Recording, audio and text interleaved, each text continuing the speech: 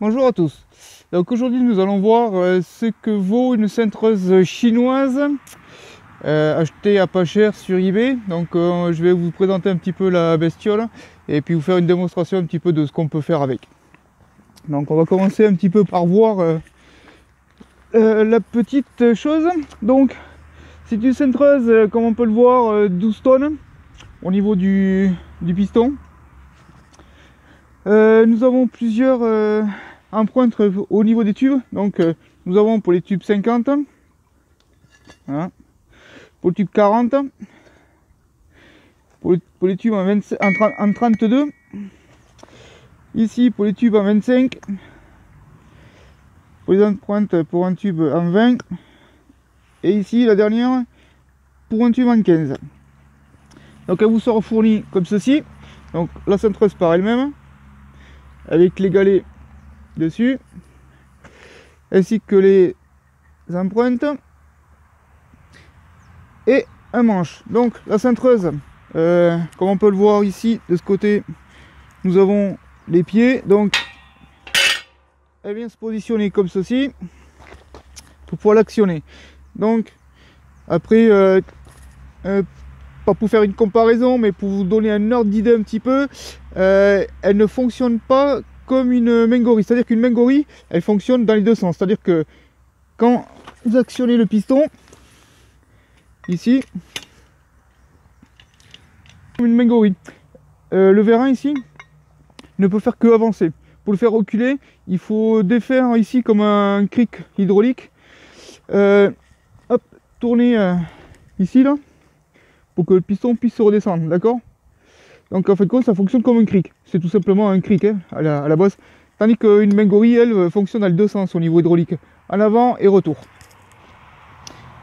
Donc celle-ci non, donc on fait que l'actionner, ce qui permet de faire monter, comme vous pouvez le voir, on va dire que ça pousse pas très fort, hein. Enfin ça pousse pas très fort, ça ne monte pas très vite, on va dire, hein, en pression.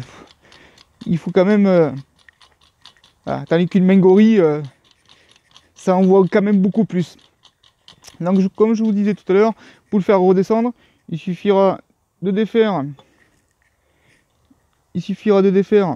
la vis ici avec le manche, et automatiquement le vérin va redescendre par lui-même, hein.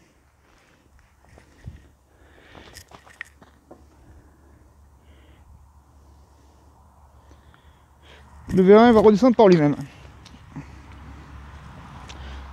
Donc après,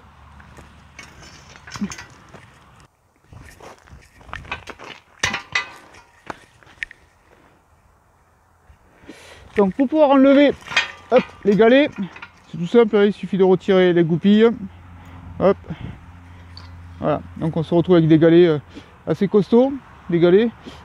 Au niveau enroulement, je vous montrerai tout à l'heure ce que ça donne. Bon après, pareil, avec plusieurs trous de réglage ici, d'accord, suivant les angles que vous voulez donner. Le seul point que je regrette, c'est qu'on ne puisse pas ouvrir l'empreinte par elle-même. C'est-à-dire que ces deux morceaux restent solidaires, ils sont pas fixes, d'accord. Comme sur une Mengori où on peut les ouvrir, quoi. Alors, je vais vous montrer un petit peu ce que ça donne sur un tube. Hop.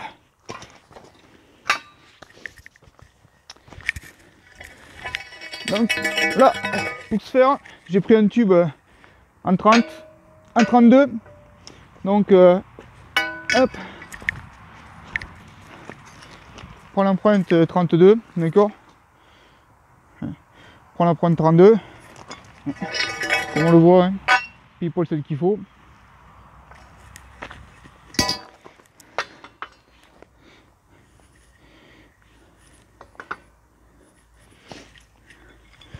On n'oublie pas de serrer. Donc pour la faire fonctionner, d'accord, il suffit juste d'enclencher ici. Il n'y a pas de système de rôti en quoi que ce soit, hein. Ça vient se positionner dessus tout simplement. Ici, on n'oublie pas de serrer pour pouvoir justement faire avancer, d'accord. Alors Maintenant,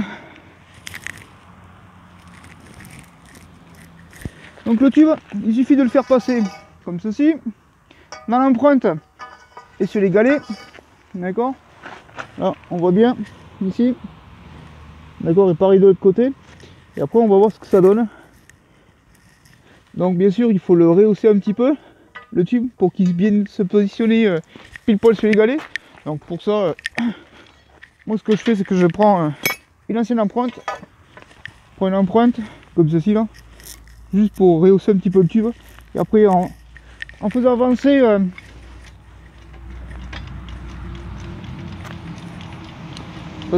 tube, il va venir se positionner tout seul sur les galets. Ah, on le voit bien ici, de ce côté et de ce côté. Voilà. Donc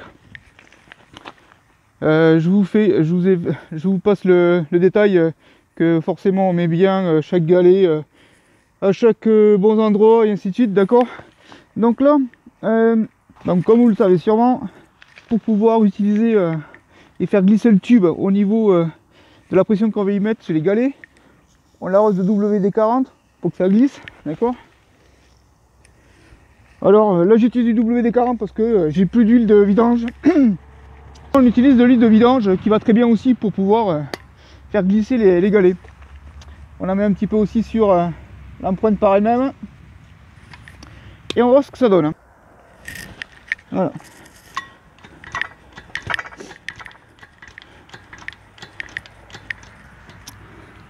Alors comme on peut le voir ici, j'ai l'empreinte qui commence à prendre de chaque côté le tube, d'accord.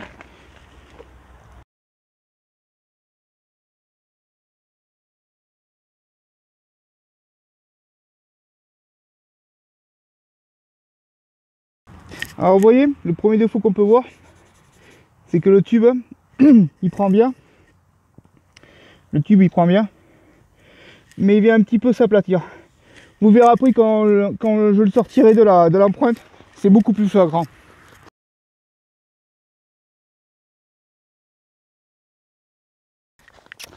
Donc voilà, on voit bien que la forme est bien épousée au niveau du tube et au niveau de l'empreinte.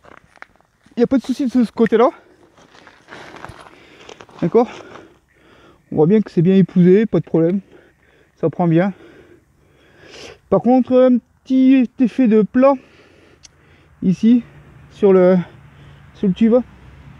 D'accord. Bon, vous le verrez quand je vais enlever l'empreinte. C'est beaucoup plus flagrant. Mais c'est pas plus dérangeant que ça. Sur la Mengori, j'ai déjà eu l'occasion de l'utiliser. Ça fait beaucoup moins la forme comme ceci.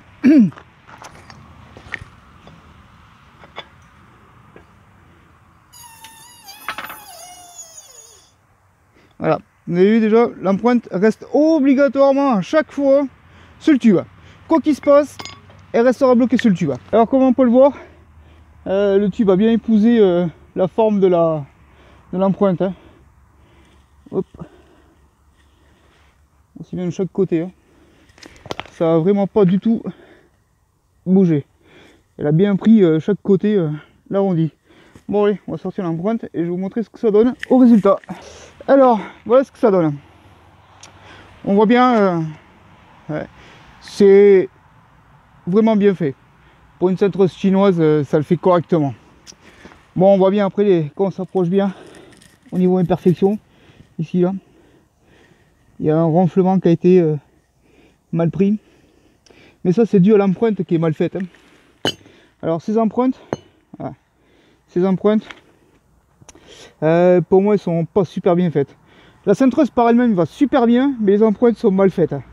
Il y a certains défauts au niveau des moules, je pense, qu'elles sont faites. Et ça donne un petit peu cet effet de ronflement ici. Là. Puis même quand on le voit de côté, on voit bien qu'il y a un méplat qui est fait. Ouais. C'est pas top, mais ça fait vraiment un travail correct pour des amateurs comme moi par exemple, qui s'amusent à faire certains trucs comme des pare-chocs. Bon bah écoutez, je vous remercie d'avoir suivi vite fait. Petite présentation d'une cintreuse qui vaut 99 €. Donc on peut pas non plus lui demander la lune, mais ça fait très bien ce qu'on lui demande pour ce qu'on a envie. Voilà, allez, je vous dis à une prochaine.